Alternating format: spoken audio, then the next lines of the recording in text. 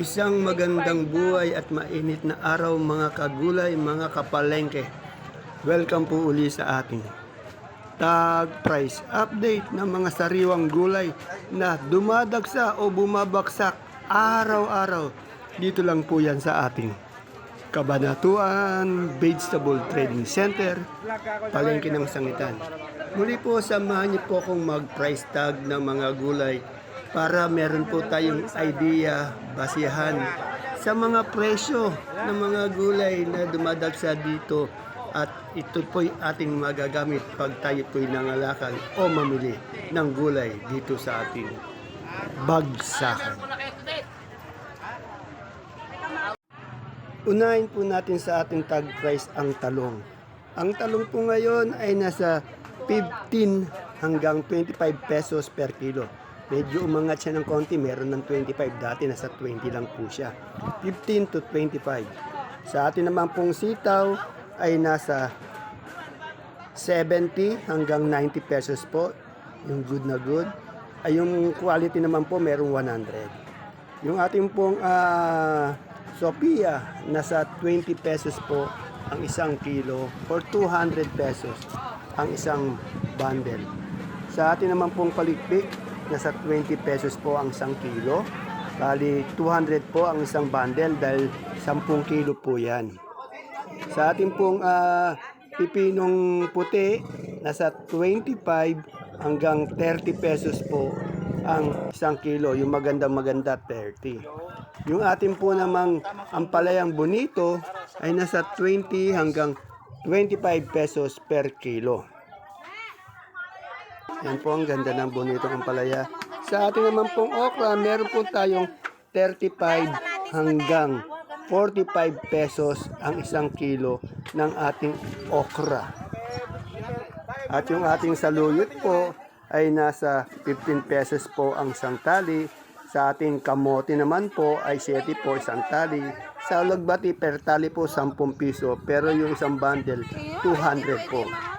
Yung hagod po natin 30 pesos po isang tali po yung ating hagod. At yung sa atin naman pong sampalok ay nasa 50 pesos po ang isang kilo or 500 pesos ang isang bundle. Yung ating pong mani nasa 65 pesos po ang isang kilo. Magaganda po yung mani, mataba ang laman, malinis pa. Hindi siya mabuhangin. Yung luya po natin, yung magandang luya, yung talagang maganda nasa 1,000 hanggang 900 po isang bundle. Yung ating pong sultan na sili, nasa 50 pesos po ang isang kilo. At yung ating beans naman po, nasa 60 pesos ang isang kilo. Sa atin naman pong sigarilyas ay nasa 80 pesos po ang isang kilo ng ating sigarilyas. Medyo umangat din po siya. Sa ating mga kamote po, yung Taiwan Sea po natin nasa 47 pesos po ang isang kilo. Yung ubi po, 45. Yung dilaw po, 40. At yung puti pong kamote nasa 35 po per kilo. Sa ating pong ampalaya, yung di kaganda, meron pong 50 pesos pero yung maganda po, nasa 70 hanggang 80 pesos po ang isang kilo. Sa ating pechay naman po, nasa 20 to 25 pesos po ang isang kilo. Medyo umangat siya dahil maganda naman po yung pechay natin. At yung sa ating mustasa naman po ay nasa 35 pesos po ang isang kilo. Kagaganda ng mustasa. Sa ating patolang kinis naman po, nasa 20 pesos po ang isang kilo ng ating patolang kinis.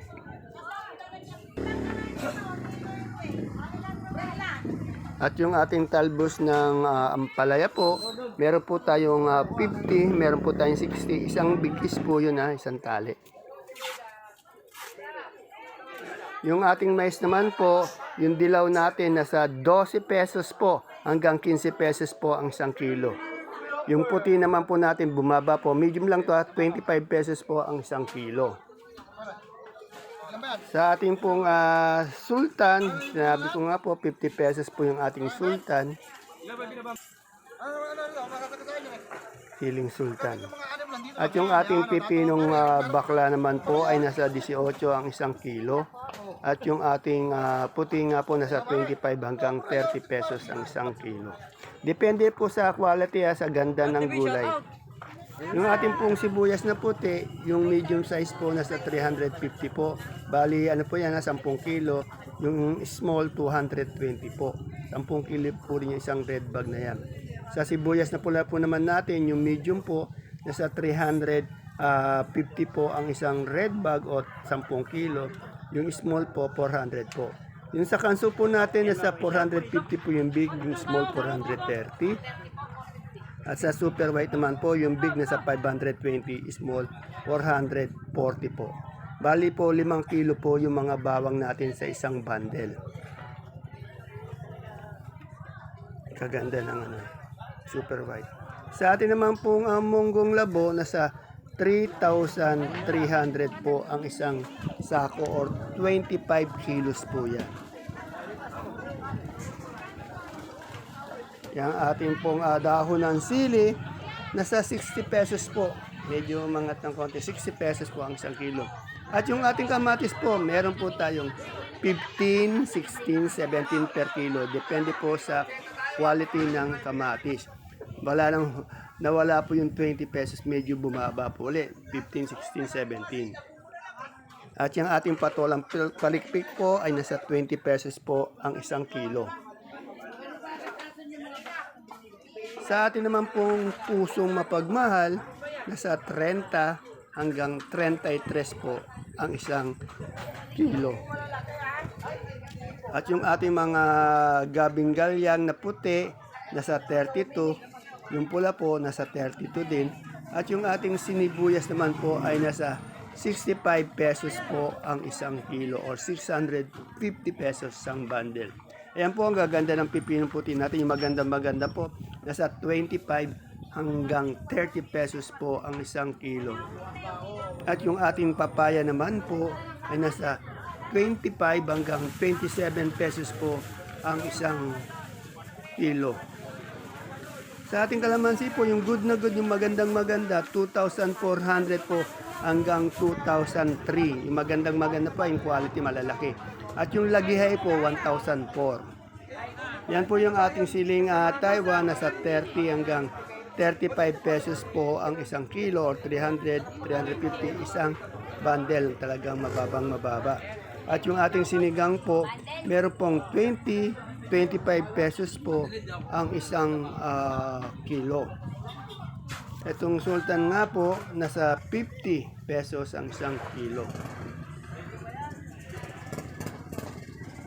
Sa ating pong patatas, yung ating sa gulay bagyo po natin, ay nasa 500 po ang isang bundle.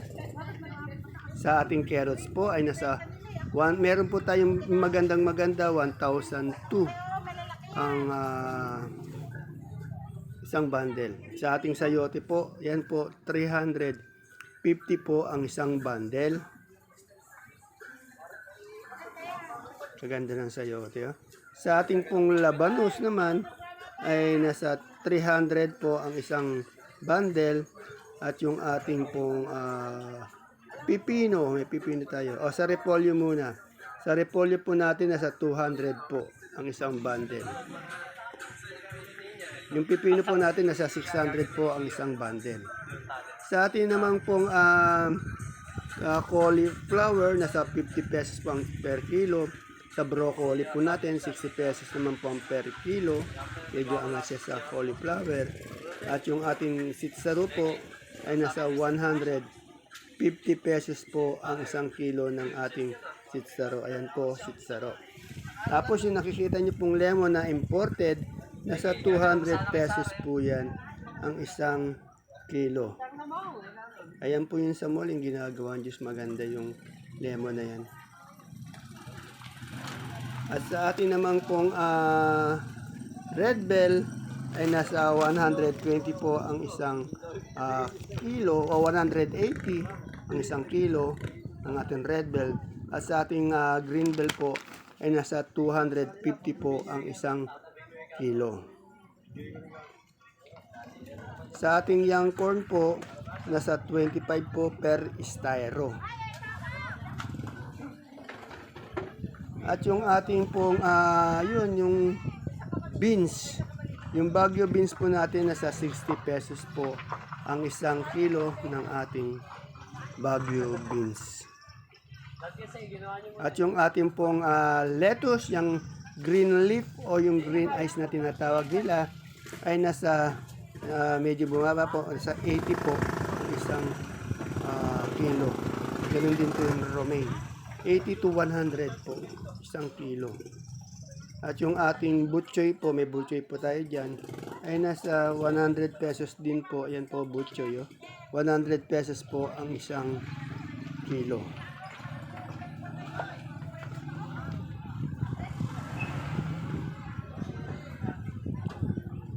Ayan po.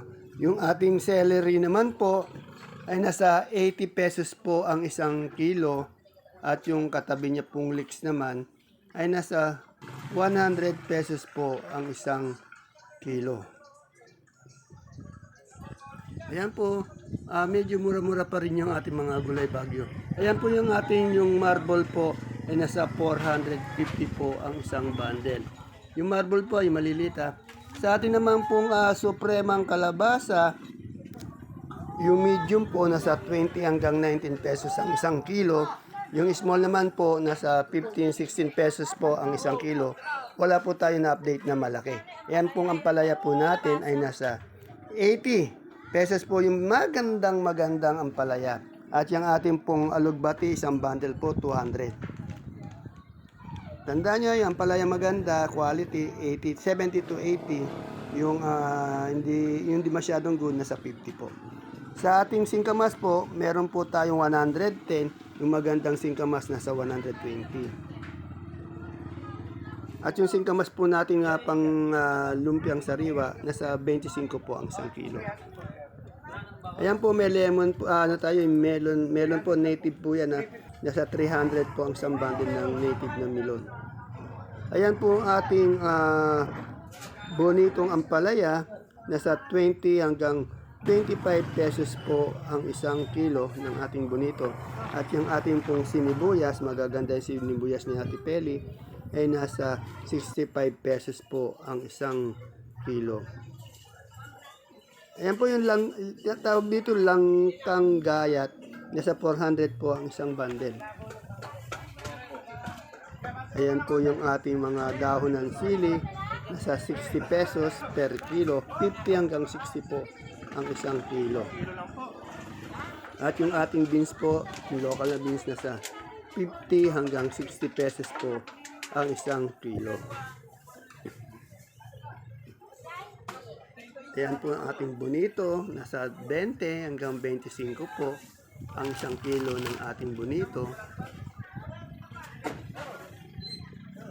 At yung ating okra naman po, medyo bumaba po siya. Nasa 40 hanggang 45 pesos po ang isang kilo.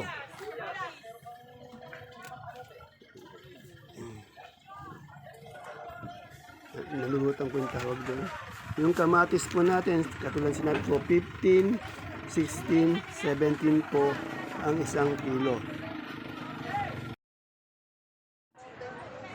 Ayan po mga kagulay, mga kapalengke, ang ating pinaka-latest price tag update ng mga gulay na bumabagsak araw-araw. Dito po yan sa ating Kabanatuan Vegetable Trading Center, palengke ng Sangitan. Please don't forget to subscribe to our channel Dan TV Mr. Palengke para po meron po tayong pag-update araw-araw sa mga presyo ng gulay dito na pwede po natin magamit pag tayo po'y nangalakal o mamili dito sa ating baksakan. Ingat po tayo lagi. Bye-bye. God bless us all.